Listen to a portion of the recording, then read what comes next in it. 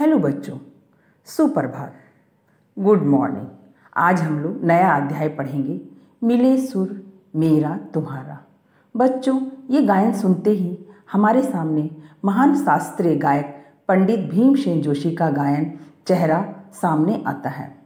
भारत में शास्त्रीय गायन की एक समृद्ध परंपरा रही है। प्राचीन काल से आज तक हमारे देश में ऐसे कई गायक हुए हैं जिन्होंने अपनी गायकी से पीढ़ियों का मन मोह लेने में सफलता पाई। महान शास्त्रीय गायक पंडित भीमसेन जोशी का गायन आरंभ होते ही श्रोता मंत्रमुग्ध होकर उनकी स्वर लहरी में गोता लगाने लगते थे। 11 वर्ष की उम्र में गायन सीखने घर से निकले भीमसेन जोशी की अथक संगीत साधना और उपलब्धियों का परिचय देता यह पाठ किसी के लिए भी प्रेरणा स्रोत हो सकता है। महान शास्त्रीय गायक पंडित भीमसेन जोशी के जीवन, संघर्ष और उपलब्धियों से परिचित करवाना और यह भी बताना कि कला में निपुण होने के लिए दृढ़ निश्चय, लगन, मेहनत, प्रशिक्षण और अभ्यास की जरूरत होती है। 20वीं शताब्दी में महान गायकों में से पंडित भीमसेन जोशी का एक नाम है। उनका नाम, उनका स्वर और उनका व्यक्तित्व मिलकर उनकी एक अलग पहचान है। तो बच्चों, आज हम लोग इस अध्याय को पढ़ते हैं। उत्तरी कर्नाटक के गडाक में जन्मे पंडित भीमसेन जोशी को संगीत बचपन से ही आकर्षित करने लगा था।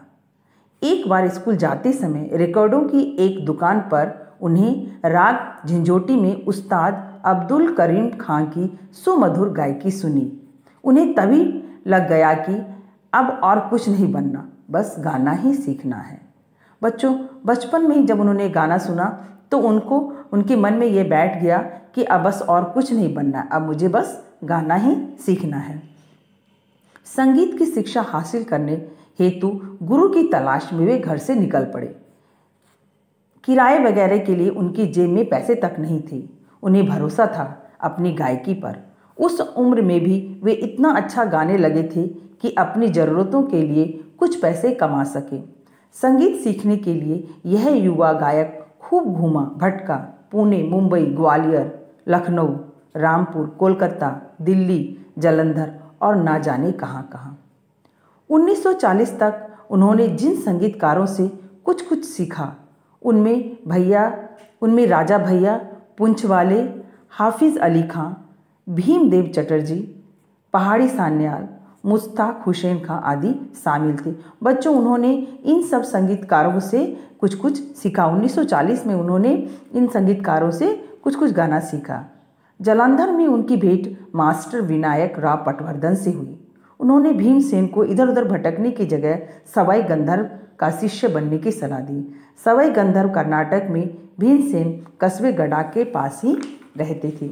बच्चों, 20वीं शताब्दी में इनका गायन जो है वो एक अलग पहचान बना चुका था। उन्होंने विविधता में एकता के पर कई गाने गाए जो फिल्मी कलाकारों ने भी उनको गाए।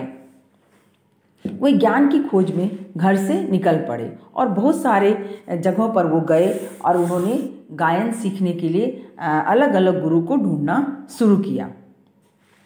जब वे घर से निकले तो वे कई शहरों में गए और उन्होंने कई गुरुओं का चयन किया। अगले 5 साल भीमसेन ने इन्हीं गुरु की सेवा करने और उनके मुख्य गुरु से 3 राग तोड़ी मुल्तानी पुरिया सीखने में खर्च की। इसके बाद उन्हें रेडियो में गाने का अवसर मिला। 40 के दशक के शुरू में उनका पहला ग्रामोफोन रिकॉर्ड भी आ गया।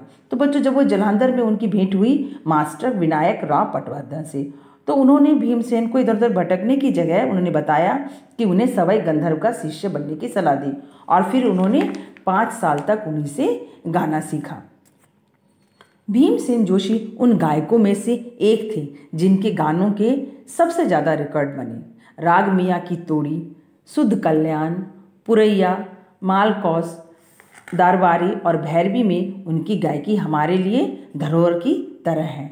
भीमसेन जोशी ने पिया मिलन की आस, पानी, भैररी, कौन, अलबेरी, री नार और पिया बिन नाही आवत चैन जैसे ठुमरियों को भी अपनी आवाज़ में नई ऊंचाई तक उन्हें पहुंचाया। उन्होंने अपनी आवाज़ से उन गायकों को उन गायन को गाया, जो गाना उन्होंने गाया उसको ऊंचाई प्रदान की। संगीत के अलावा भी पंडित जोशी ने जिंदगी का खूब रस लिया और जिया। उम्दा कद काठी और वे सुंदर तो थे ही, कार चलाने का उन्हें बहुत शौक था। 2008 में भारत रत्न सहित तमाम सम्मानों से सम्मानित किए गए। आधी सदी तक हिंदुस्तानी शास्त्रीय संगीत की दुनिया पर राज करने वाली गुरु गंभीर आवाज़ 2011 में सदा के लिए चुप हो गई। संगीत की सभाओं में अब वह दबंग आवाज़ नहीं सुनाई देती जो पूरी गहराई के साथ तीनों सप्तकों में अनायास आवाहन कर लेती थी। आज भी जब किसी टीवी चैनल पर मिले सुर मेरा तुम्हारा तो सुर बने हमारा गीत की शुरुआत करते भीमसेन जोशी को देखते हैं तो उनकी भाव मुद्रा और धीर गंभीर स्वर सुनकर श्रोता, दर्शक और श्रोता झूमने पर विवश हो जाते हैं। बच्चों, कलाकार अपनी धुन के धुनी होते हैं। कला कोई भी क्यों ना हो, वह लगन, समर्पण, परिश्रम, समझ, प्रशिक्षण, अभ्यास और एकाग्रता की मांग करती है। जिस क्षेत्र में मन का रुझान हो उसी को अपना ध्येय बनाना है या बनाना चाहिए। निष्ठापूर्वक ग्रहण किया ज्ञान व्यर्थ नहीं जाता, लक्ष्य तक पहुंचता है और पहुंचाता है, साथ ही उपलब्धियां भी लाता है। तो बच्चों, जब हमें कुछ हासिल करना हो, हमें कुछ सीखना हो और हमारा मन जो है उस तरफ जाता हो तो वही हमें अपना लक्ष्य बनाकर उस पर मेहनत कर और उसे प्राप्त करने की कोशिश करनी चाहिए। तो बच्चों, आप इस लेसन को अच्छी तरह से पढ़ें और समझें।